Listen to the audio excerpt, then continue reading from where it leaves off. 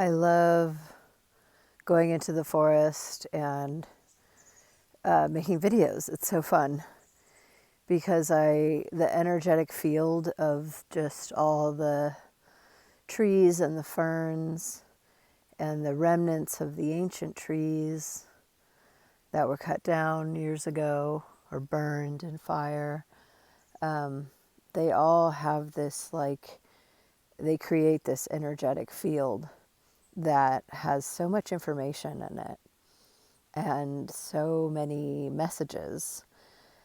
And so when I'm in the forest, I just feel immersed in the energetic field of all the nature. And that feeds my energy field because my physical body is composed of many bodies, actually, the ethereal, the physical, the mental, the spiritual. There's all these aspects to the body, all the energy centers in the body, which are called chakras in some cultures, but they are energy centers.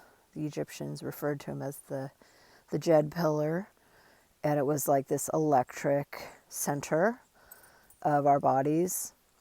And I've been thinking a lot about astrology lately and how astrology is kind of the first place you can go to really tune in to your energies. And all the energies are mixing in the environment, in our environment, wherever we are. There is no boundary of like, okay, this energy is going to stop right here.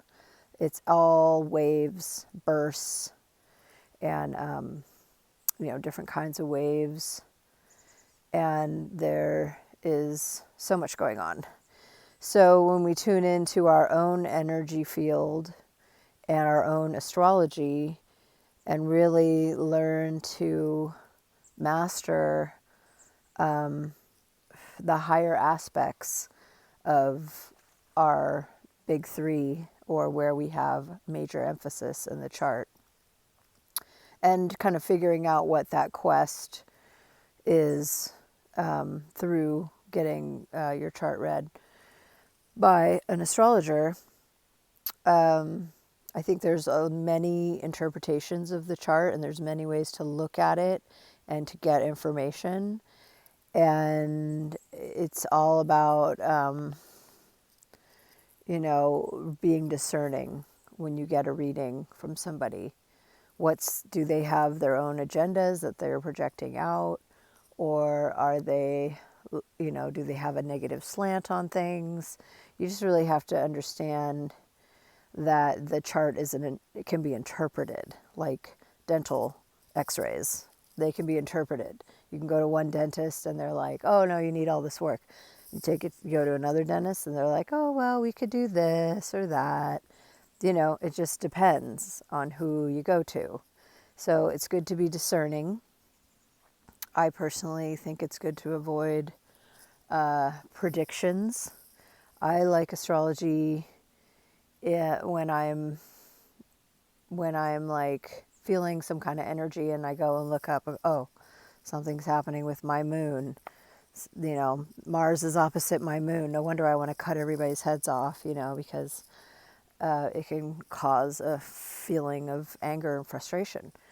And it's validating. So I like to use it to validate, ways I'm feeling sometimes when I don't really feel like I have a cause.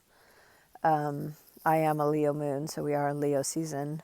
And my Leo moon lately has just been wielding a sword. She just wants to, cut out all the extras and the things that don't serve. And, that can involve other planets as well, aspecting that my moon. The beginning of the season, there had a lot of aspects to my moon, and I was like, I'm done with everything. So you have to recognize how we're being affected by the outer and how that can translate into the inner, and then how we interpret it and how conscious we are of our behavior. It determines the outcomes, right? So and really learning, going into your astrology, like say you get a reading, learning about your big three, your sun, moon, rising, you can really understand your energies. And for me, like I didn't understand my energies. I was really taken over by a lot of my energies because I have a very strong Virgo rising, and I realized I was in the shadow aspects of Virgo, and I needed to just do a few things differently, and I could be in the positive aspects of Virgo, which is the high priestess. So that involved getting in line with moon ceremonies and starting to take time to step out of my routines and get into these ceremonial ritual routines.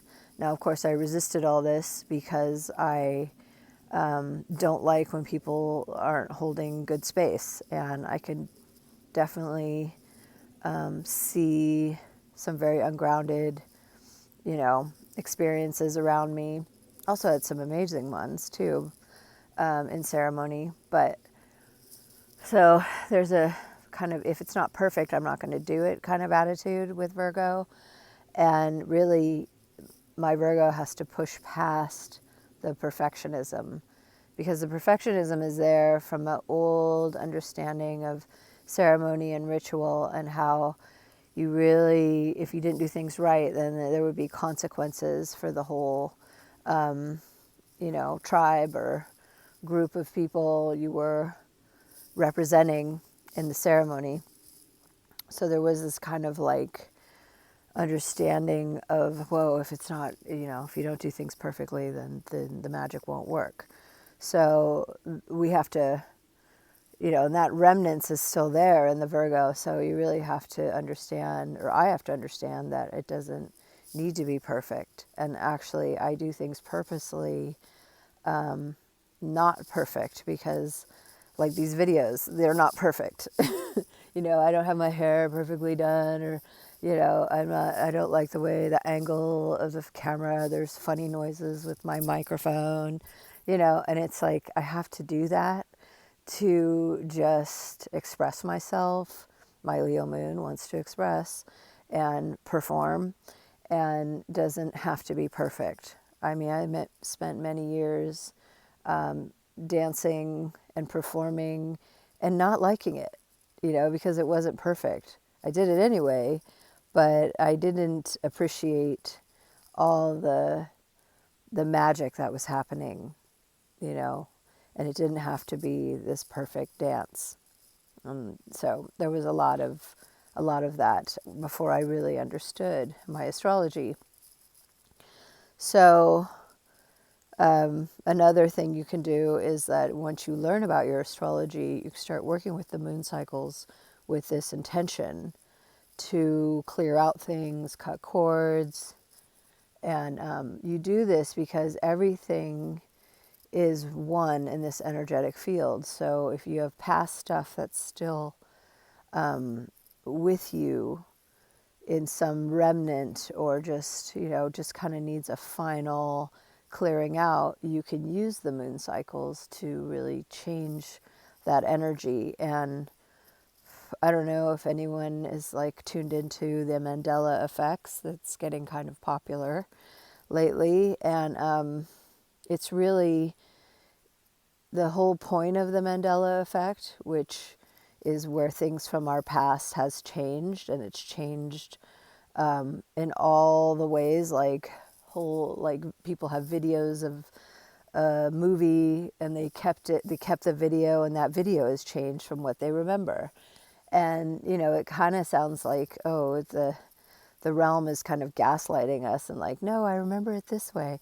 But really, I think it shows that you can change the past, and it will affect your future and your present.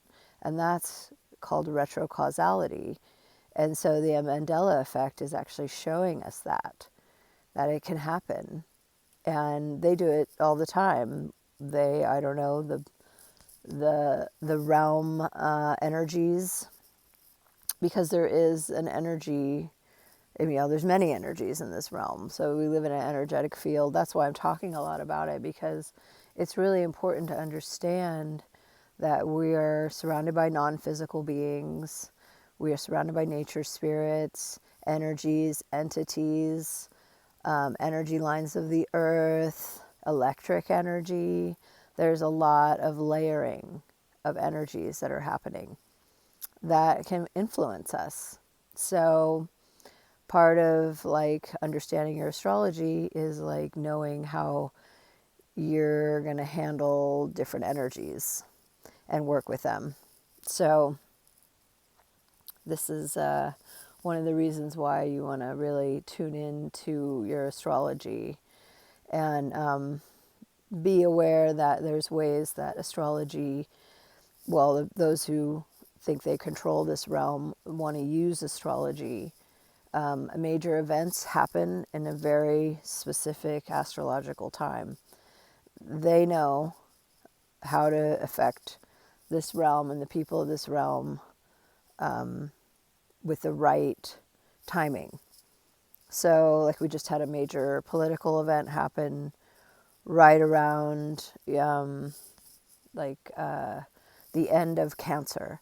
So it was like this really intensified emotional ending, and it was on purpose. So all of these, and there's many events that point to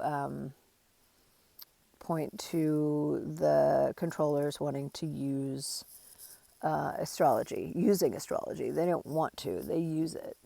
And, so we really have to recognize that things happen at a certain timing. It's not a coincidence. It is planned that way to have an effect. So, as we all are influenced by energies, they understand that just as much as anybody else. So it's good to have awareness and how it will influence. It's kind of like changing your perception so you can see, like, oh, they want they want to manipulate our energy field or in the emotional energy. You doing certain things at a certain time. 9/11 happened when planets were in a certain alignment.